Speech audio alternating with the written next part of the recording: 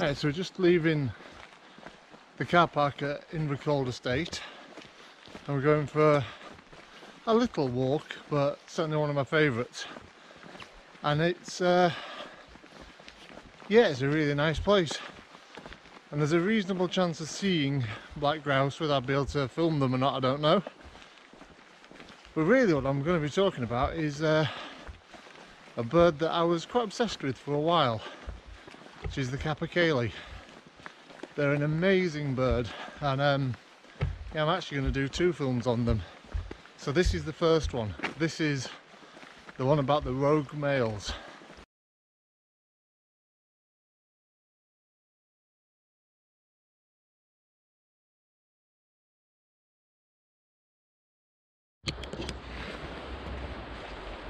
So we're just coming up to the River Dee.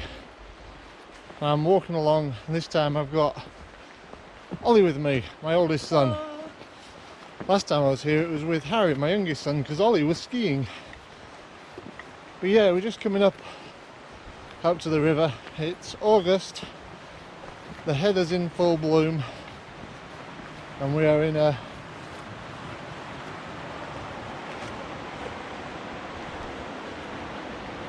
quite a stunning place.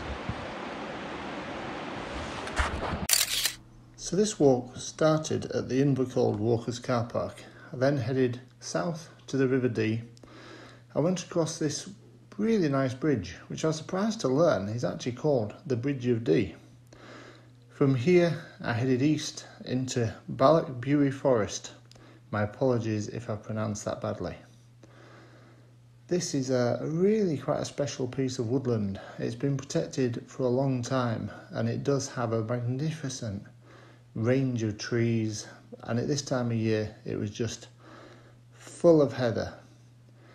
We spent a long time in there looking for shots, good photos to take, mainly to really sort of show the habitat and show what a special place it was, and to give some of the backstory as to the way Capercaillie live.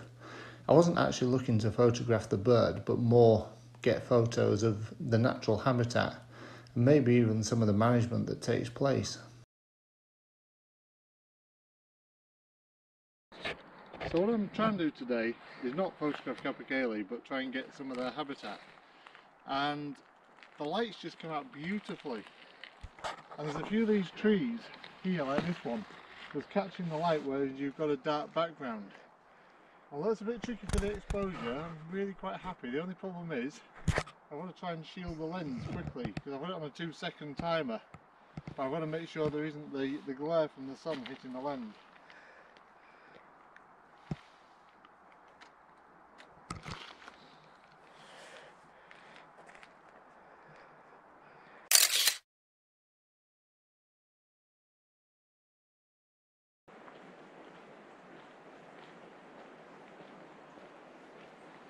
Looks like we've got some nice light starting again.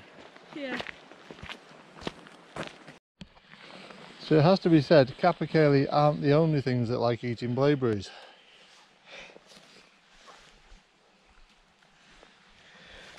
Time for a bit of a snack.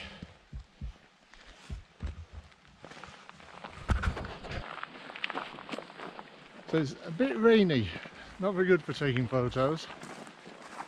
But to be fair, when it comes to Capercaillie, I've been quite lucky.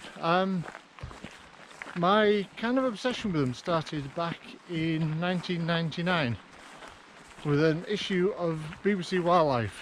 And BBC Wildlife used to have a feature on the back page which has moved inside slightly, called Tales from the Bush. And this was a story of a photographer who discovered a rogue male Capercaillie and got some fantastic photos, but was chased around, generally beaten up, had it on his Range Rover smashing at the window, and I kind of felt I have to see one of these, and I started looking, and I got the odd sighting of Capercaillie, sort of flashes through the forest. When they fly through the trees, they have the grace of a brick, just sort of smashing the way through the woods.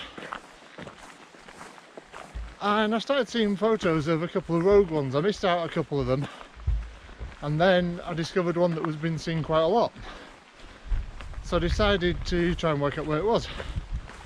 After many attempts, I eventually spotted a photo with a couple of distinctive features in the back. I spent a lot of time scouring Google Earth until I found the right spot, and eventually I met George.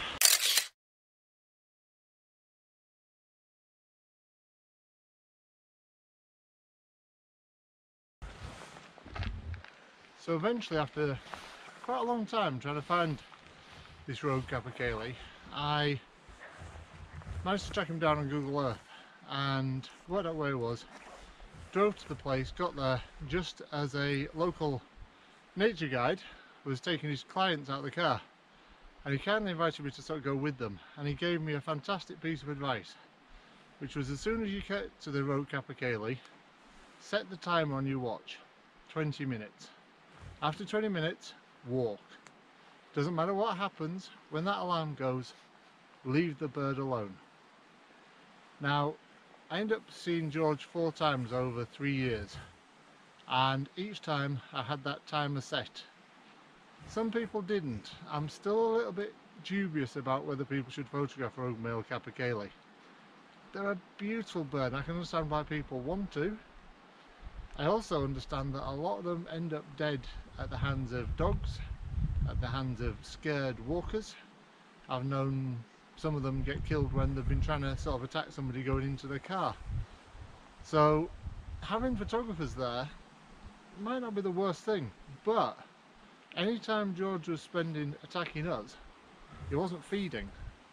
Now, the other thing is, he was in magnificent condition, and by the last time I saw him, he was getting really quite old.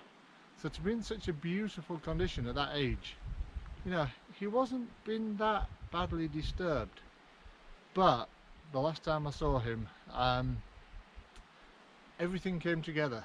I had snow, I had backlighting, it was beautiful. The images I got that day, and to be fair, some of the behaviour I'd seen, when I walked away I decided that that was it. I probably wasn't going to better that image. It has pride of place on my wall at home, and I thought, you know what, from now on I'll let him be. So since then, it's quite a few years now, I haven't been to see another Capercaillie. I know where there are at least one that's quite well known and people do go to, but for me at the moment, no. If I ever do, to be honest, it will be to show my children one. So one day I may take them to have a look. I may also decide I want to try and photograph a lake site one day and actually sort of spend a long time in the hides. But as for photographing a rogue male, I'll leave that to others. However, I will enjoy spending time in the habitat. This is a stunning place. Got a little bit of the River Dee behind us, we've got the mountains, we've got the forest, you've got this, again, this mix of habitat, and hopefully, as I say, we may see some black grouse. However, to be honest with you, if I do see a Capercaillie here today, this video won't be going out because I don't want people to try and follow me to sites. But as a walk, oh, it's magnificent, and you should be able to follow it on Strava. I've actually been recording it, so if anybody wants to see where I've been, it's a great walk with a little surprise coming up. Well, we've come slightly off the path because I have to say this is one of the most remarkable trees I've ever seen. It's spun to the ground. I wonder how on earth that had happened. That is absolutely amazing.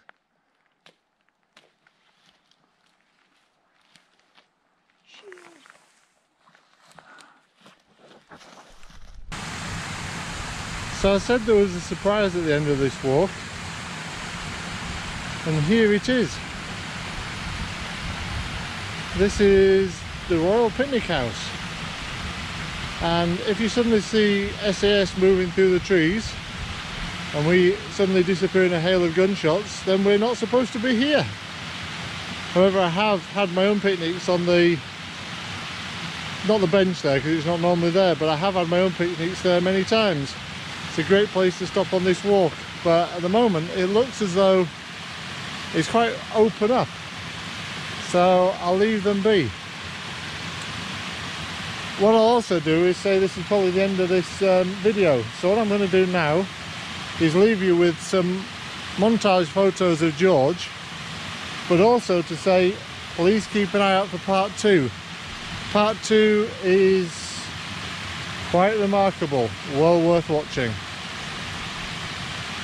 Hope you enjoyed it.